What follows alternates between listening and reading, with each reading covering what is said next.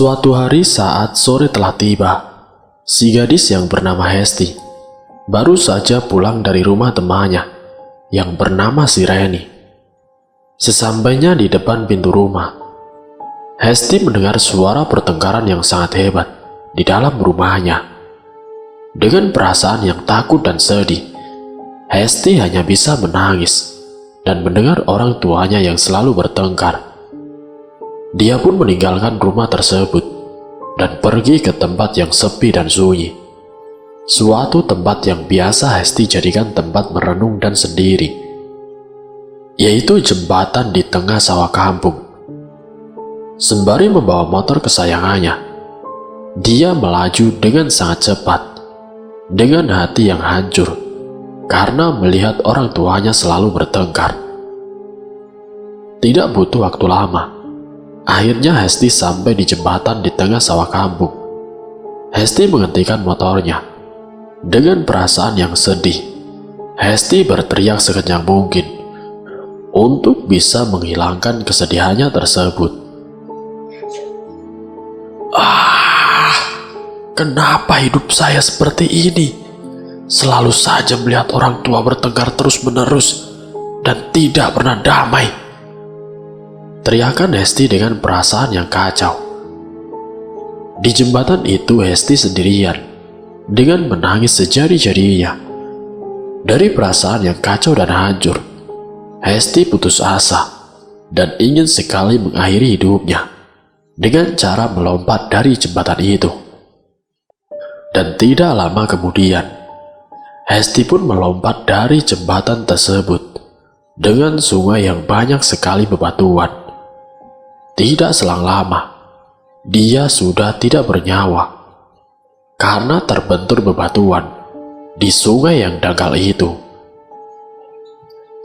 Malam sudah mulai larut dan hujan mulai turun dengan keras, dibarengi dengan petir yang sangat besar. Begitupun sungai yang sebelumnya dangkal menjadi meluap dan banjir sangat besar. Hesti pun terbawa arus banjir sungai tersebut hingga beberapa kilometer. Hari mulai berganti. Saat waktu pagi tiba, ibu dari si Hesti tidak melihat anaknya pulang ke rumah dan tidak ada di kamarnya. Ibunya pun langsung bertanya kepada ayahnya si Hesti. "Ya, ayah, bangun. Hesti tidak ada di kamarnya ya. Apa dia belum pulang dari rumah Reni?" Ucap ibu Hesti sembari membangunkan ayahnya yang sedang tertidur dengan pulas. Ada apa sih bu? Pagi-pagi sudah teriak saja," ucap si ayah. "Ini loh ya, Hesti tidak ada di kamarnya. Apa dia masih di rumah temannya?" ucap si ibu bertanya kepada ayah. "Ya mungkin masih di rumah Reni bu. Coba ibu telepon Reni. Hesti masih ada di sana tidak?" ucap si ayah. Tut, tut, tut. Suara panggilan telepon. "Halo, assalamualaikum Dek Reni. Apa Hesti masih ada di rumah kamu?" tanya si ibu kepada Reni. "Waalaikumsalam bu. Enggak bu, kemarin sore Hesti sudah pulang dari sini, sekitar jam 5 sore bu," ucap Reni. "Oh, ya sudah deh Reni. Tapi sampai sekarang dia belum pulang ke rumah. Kira-kira kamu tahu dia kemana tidak?" tanya si ibu. "Aduh, Reni kurang tahu bu. Soalnya kemarin dia waktu pamit, katanya mau langsung pulang ke rumah," ucap Reni menjelaskan. "Oh gitu. Kalau begitu terima kasih ya Dek Reni," ucap si ibu. "Iya bu, sama-sama," ucap Reni setelah si ibu menelpon dan bertanya kepada temannya. Dia sangat khawatir soal keberadaan si Hesti yang tidak pulang dari kemarin sore. Lalu ayahnya pun bertanya kepada ibu. "Bagaimana bu? Sudah telepon temannya Hesti?" tanya ayahnya. "Sudah ya, Tapi katanya dia sudah pulang dari kemarin sore, sekitar jam 5. Apa mungkin dia pergi lagi ya? Karena dia mendengar kita berantem waktu kemarin sore, ucap si ibu sambil bertanya. Mungkin saja, Bu. Nanti coba telepon ke temannya Hesti yang lain. Siapa tahu dia tidur di rumah temannya selain Reni, ucap ayah Hesti. Dengan perasaan khawatir, si ibu langsung menelpon beberapa teman Hesti yang biasa main bareng. Begitupun teman laki-lakinya ditelepon juga. Akan tetapi, dari beberapa teman Hesti tidak tahu keberadaan si Hesti. Begitu pula teman laki-lakinya yang dekat dengan Hesti. Dan ayahnya meminta ibu untuk bertanya kepada Reni soal Hesti saat dia sedang sedih. Biasanya pergi kemana? Karena saat kemarin pulang, Hesti pasti mendengar orang tuanya sedang bertengkar. Bu, coba tanya kepada Reni lagi, Bu. Hesti biasanya pergi kemana kalau lagi sedih? Ucap ayah Hesti. Baik ya, jawab si ibu. Tut, tut, tut. Suara telepon berdering. Halo Dek Reni, ibu mau tanya sama Dek Reni. Kira-kira kalau Hesti lagi sedih, Dek Reni tahu nggak biasanya Hesti perginya kemana? Tanya si ibu kepada Reni. Iya halo Bu. Hesti biasanya sih kalau dia lagi sedih ke tempat jembatan yang di tengah sawah jalan kampung itu, Bu. Jawab Reni menjelaskan. Yang di mana ya, Dek? Ibu tidak tahu tempatnya. Apa kamu kesini dulu? Anterin ibu sama ayahnya Hesti ke jembatan itu, pinta ibu Hesti. Baik Bu, sebentar lagi saya akan ke rumah ibu, ucap Reni. Terima kasih ya Dek Reni, kata si ibu. Iya Bu, sama-sama. Bagaimana jawaban dari Reni, Bu? Tanya ayah Hesti. Kata Reni, dia bilangnya kalau Hesti lagi sedih, dia biasanya ke tempat jembatan di tengah jalan kampung ya. Tadi juga ibu suruh Reni ke sini buat anterin ke tempat Hesti lagi sedih, ucap si ibu. Baik Bu, kita tunggu Reni dulu, kata ayah Hesti. Tidak berselang lama, suara motor Reni yang sudah sampai di depan rumah Hesti. Tanpa menunggu lama lagi, Reni langsung mengetuk pintu rumah Hesti tanpa melepaskan helmnya terlebih dahulu. Assalamualaikum Bu, ucap salam Reni. Waalaikumsalam Dek Reni, sini masuk dulu.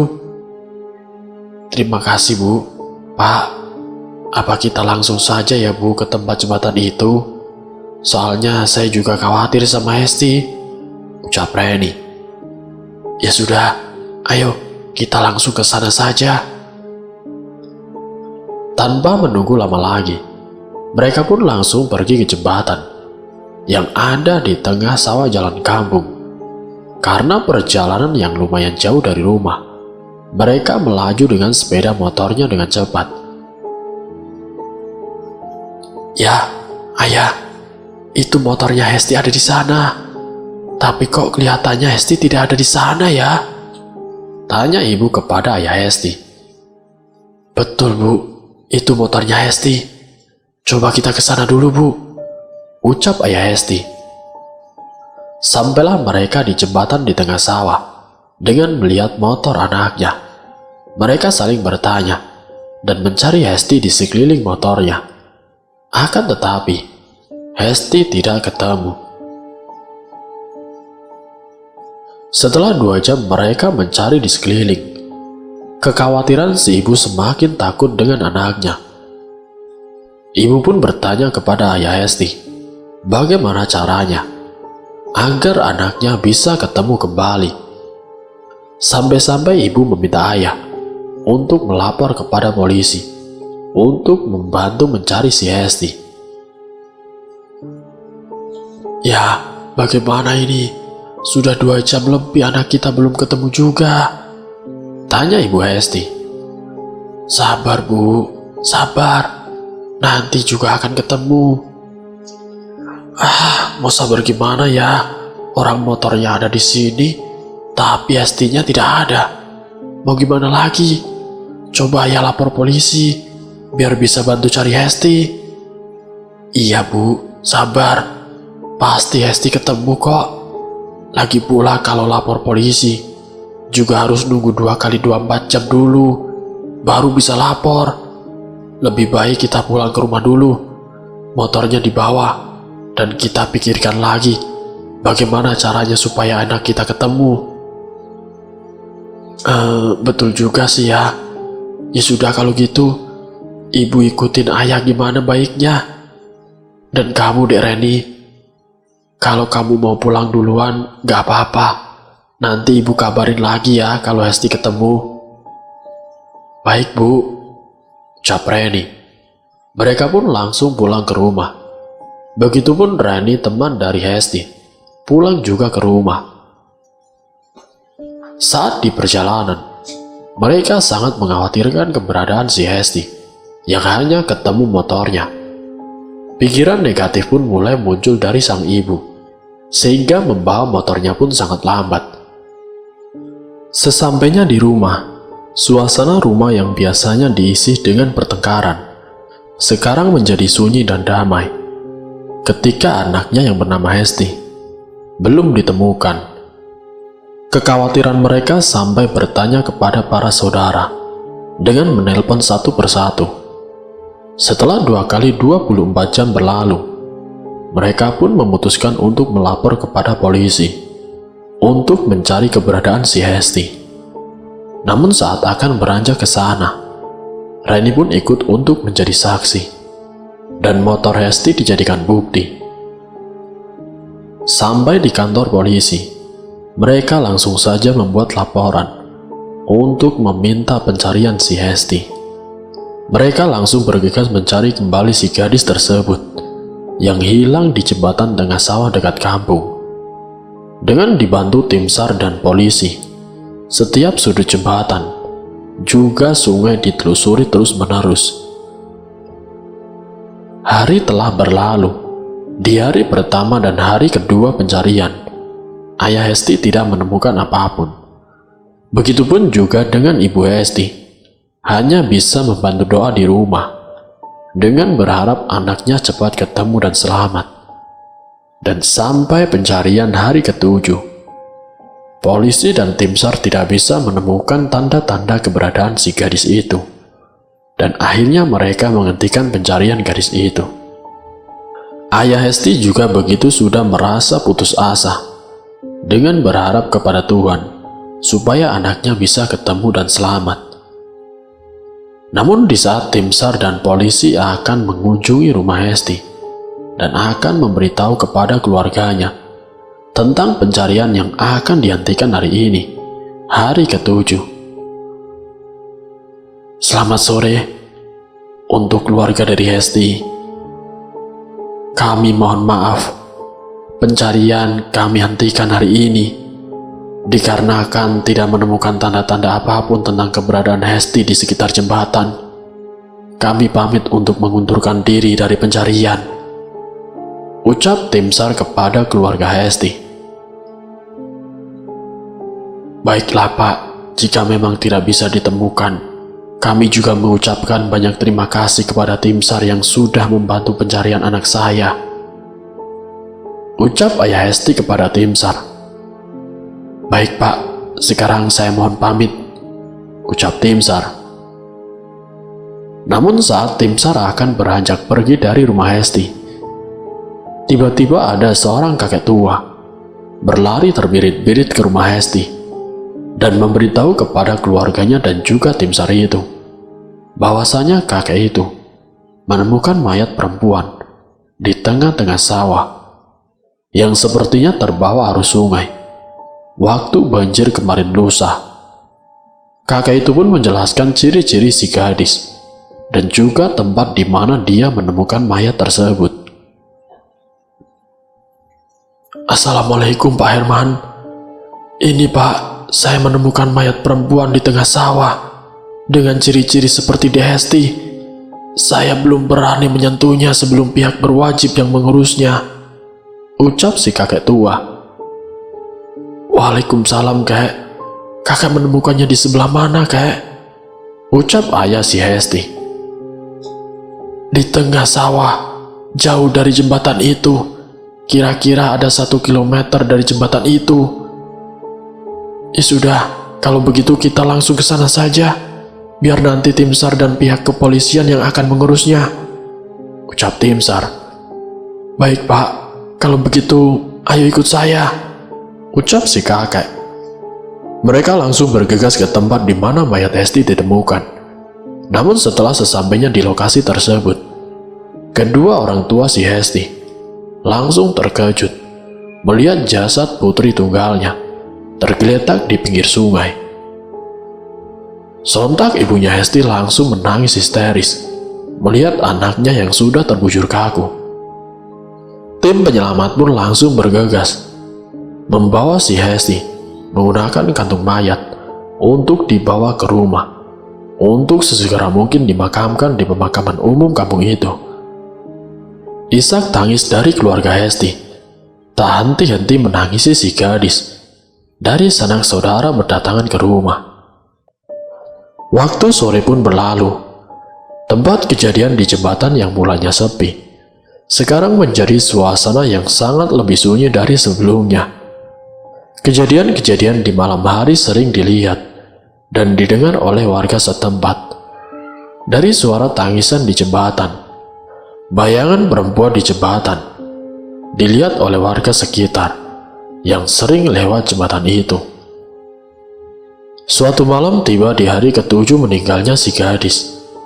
Ada salah satu warga yang lewat jembatan melihat sosok perempuan yang begitu cantik, akan tetapi mirip dengan si gadis. Warga yang melihat kejadian itu langsung bertanya-tanya, mengapa ada gadis di tengah jembatan sendirian saat jam 1 dini hari. Tidak menunggu lama, warga yang tidak tahu kejadian 7 hari yang lalu sudah terjadi bunuh diri. Ia pun langsung bertanya tanpa basa-basi. Neng, lagi ngapain? Sudah malam kok sendirian di sini? Ucap Dedi warga yang melintas di jembatan itu. Aduh, kok diam saja? Malah kakinya tidak napak ke jalan lagi. Ucap Dedi dalam hati. Si gadis hanya diam saja tanpa ada ucapan atau perkataan. Warga yang sempat lewat itu sontak langsung merinding ketakutan karena sosok gadis yang dia lihat kakinya tidak menapak di jalan. Tanpa ada kata yang diucapkan lagi, warga itu pun langsung lari terbirit-birit pulang ke rumah. Dan tidak selang lama kemudian, ada 2 orang warga lagi melewati jembatan tersebut saat mau pergi ke sawah dengan temannya untuk mencari belut. 2 warga bernama Andre dan juga si Adi bertanya kepada sosok gadis yang ada di jembatan itu. Dre, kamu lihat ada gadis di pinggir jalan jembatan itu nggak, Dre? Ucap Adi sambil bertanya. Mana ada gadis jam segini? Ngawur saja kamu, balas si Andre. Itu loh yang di sana, di tengah jembatan itu, ucap Adi sambil menjulurkan jari telunjuk ke sosok gadis itu.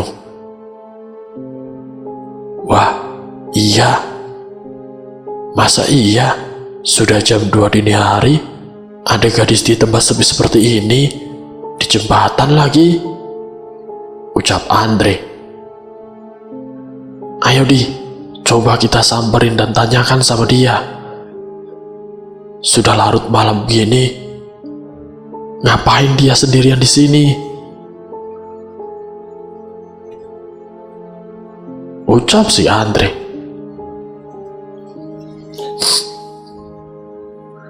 Neng, ini sudah malam loh. kamu ngapain di sini sendirian? Ucap Andre bertanya kepada sosok itu. Sosok gadis itu hanya bisa tersenyum kepada dua warga itu dan menggelengkan kepalanya tanpa mengucapkan kalimat satupun kepada dua warga itu. Loh, kok cuma senyum saja? Sudah, sekarang kamu pulang saja, Neng. Sudah jam 2 dini hari loh. Ucap Andre kepada si gadis. Betul, Neng. Takutnya nanti kamu kenapa-kenapa di sini sendirian. Sudah gitu sepi sekali lagi. Tambah si Adi.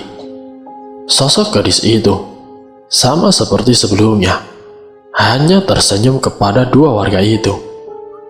Setelah dua warga itu bertanya kepada si gadis, dia baru sadar dan berpikir, sudah malam seperti ini, ada gadis sendirian, dan mereka pun langsung melihat kaki si gadis.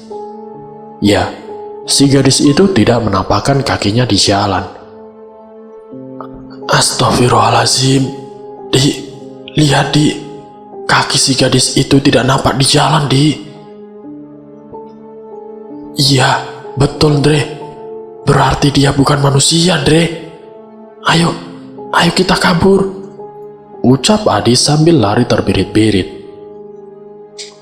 Ucap Andre sambil mengikuti Adi kabur berlarian. Keesokan harinya, warga yang melihat sosok gadis di jembatan itu langsung lapor kepada Pak RT. Tidak hanya satu atau dua orang saja yang sudah melihat kejadian di jembatan itu. Dan setelah mendapati laporan dari beberapa warga, Pak RT langsung ke rumah si gadis yang telah meninggal beberapa hari yang lalu untuk menanyakan kejanggalan meninggalnya si gadis kepada orang tuanya. Assalamualaikum, ucap Pak RT. Waalaikumsalam. Bagaimana Pak RT? Ada apa ya? Mari masuk dulu, ucap ayah si gadis. Baik Pak, terima kasih. Begini Pak, saya mendapati laporan dari beberapa warga soal kejadian yang melihat sosok gadis waktu malam hari. Ada yang melihat sosok itu mirip sama Di Hesti Pak. Dan saya mau tanya, sebelum Hesti meninggal, memang ada permasalahan yang belum selesai atau gimana ya Pak? Tanya Pak RT. Kalau permasalahan anak saya sih, saya kurang tahu betul. Tapi terakhir dia pulang dari rumah temannya. Kata temannya dia langsung pulang. Saya juga sempat mendengar motor anak saya pulang ke rumah. Akan tetapi waktu pagi hari tidak ada di kamarnya. Ayah Hesti menjelaskan. Oh gitu. Terus setelah itu bagaimana Pak? Tanya Pak RT. Setelah saya menghubungi teman-teman anak saya tidak pernah ngomong aneh ataupun tanda-tanda bakal terjadi seperti ini. Ayahnya pun berpikir soal Hesti, yang sering melihat ayahnya bertengkar terus-menerus, dan juga kemungkinan besar anaknya frustasi melihat kedua orang tuanya yang sering bertengkar. Atau mungkin bisa jadi anak saya itu depresi atau frustasi melihat saya sering bertengkar sama ibu. Dan terakhir pertengkaran itu sangat besar sampai tetangga mendengar, ucap ayah Hesti. Kalau begitu, begini saja Pak. Untuk persoalan itu, nanti malam Bapak ikut saya ke jembatan itu, biar nanti ditemani sama Pak Ustadz Soleh dan juga beberapa warga untuk menyelesaikan masalah ini. Baik Pak, nanti juga saya akan ajak Ibu untuk ikut ke jembatan itu. Ya sudah, sekarang saya pamit dulu Pak. Nanti malam saya kesini lagi buat mengajak Bapak ke jembatan, ucap Pak RT. Singkat ceritanya, hari sudah mulai malam. Ayah yang baru pulang kerja Secepat mungkin bersih-bersih dan langsung membicarakan niatnya untuk pergi ke jembatan di mana Hesti ditemukan meninggal dunia. Begini Bu, tadi pagi waktu Ibu lagi ke pasar, Pak RT datang ke rumah. Ada keperluan apa Pak RT ke rumah pagi-pagi ya? Tanya si ibu. Pak RT mau mencari tahu kejanggalan meninggalnya anak kita. Soalnya ada beberapa warga yang lewat jembatan ditemukannya anak kita meninggal. Warga melihat sosok yang mirip dengan Hesti. Jadi nanti tengah malam, Pak RT mau mengajak kita ke jembatan itu. Oh begitu. Kalau begitu, Ibu ikut ya. Ibu juga dari kemarin bertanya-tanya sendiri, kenapa anak kita yang selalu ceria, tiba-tiba ditemukan meninggal di sungai dekat jembatan. Ucap ibu sambil bertanya. Betul Bu, makanya nanti kita cari tahu apa penyebab anak kita meninggal sampai begitu tragis. Beberapa jam berlalu, waktu pun sudah tengah malam. Pak RT bersama Pak Ustadz dan beberapa warga lainnya mengunjungi rumah si gadis dan mengajak orang tua si gadis. Begitupun ayah Hesti yang sudah menunggu kedatangan Pak RT yang akan beranjak pergi ke jembatan bersama ibu si gadis. Sesampainya di rumah si gadis, Pak RT bersama Pak Ustadz dan beberapa warga lainnya serta kedua orang tuanya si Hesti. Mereka langsung saja pergi menuju ke jembatan yang biasanya warga melihat sosok gadis itu. Saat perjalanan menuju ke jembatan, Pak RT dan Pak Ustadz langsung melihat sosok gadis di pinggir jalan jembatan itu. Begitupun ayah dari si gadis yang tidak menyangka anaknya gentayangan di jembatan. Setelah sesampainya di lokasi jembatan, mereka langsung menemui sosok gadis yang mirip dengan Hesti anak Pak Herman. Tanpa basa-basi lagi, Pak Ustadz langsung saja membacakan doa untuk bertanya kepada sosok si gadis dengan menggunakan media batin. Dengan mengucapkan doa, Pak Ustadz pun berkomunikasi dengan sosok itu. Assalamualaikum. Hesti, kamu ngapain setiap malam di sini? Ucap Pak Ustadz. Sosok gadis itu langsung tersenyum sembari menangis saat melihat orang tuanya di situ. Ia mengingat kejadian yang sering dilihatnya, di mana kedua orang tuanya selalu bertengkar.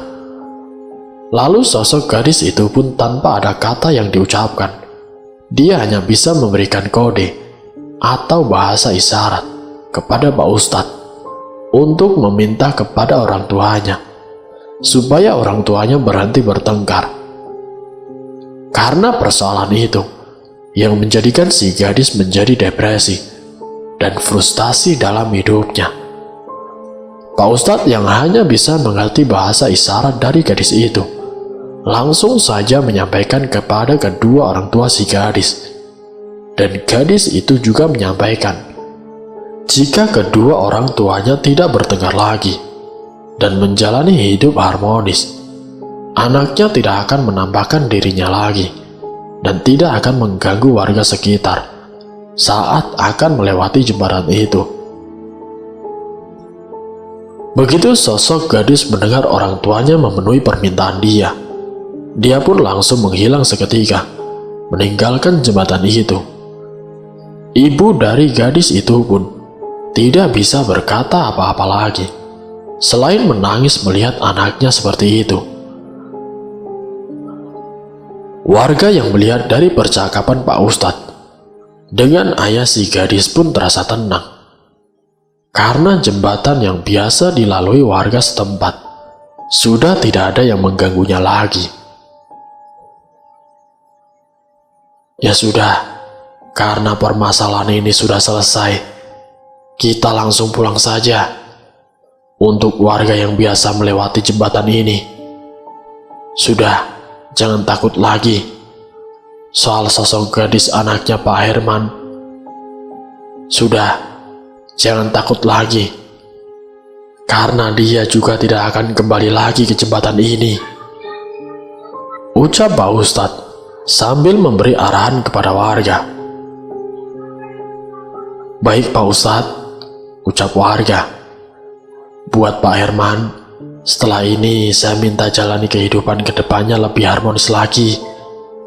Juga kejadian ini semoga terakhir kalinya di kampung kita, supaya warga sekitar dan Bapak juga ikut tenang, ucap Pak Ustadz sambil memberi arahan kepada ayah si gadis. Baik Pak Ustadz, sebelumnya saya juga minta maaf kepada para warga sekitar yang sudah ketakutan atas sosok gadis anak saya di jembatan ini. Sebelumnya juga saya banyak terima kasih sama Pak Ustadz yang sudah memecahkan permasalahan kejanggalan meninggalnya anak gadis saya. Kalau begitu, ayo kita pulang ke rumah masing-masing, ucap Pak Ustadz. Pak RT dan warga yang lainnya bergegas pulang ke rumah masing-masing. Dan dari kejanggalan seorang gadis yang meninggal tragis di jembatan itu, kini sudah terpecahkan. Meninggalnya seorang anak gadis muda yang ceria dan pintar sontak menjadi geger di seluruh kampung, dikarenakan meninggal dengan cara yang tidak wajar dan tragis.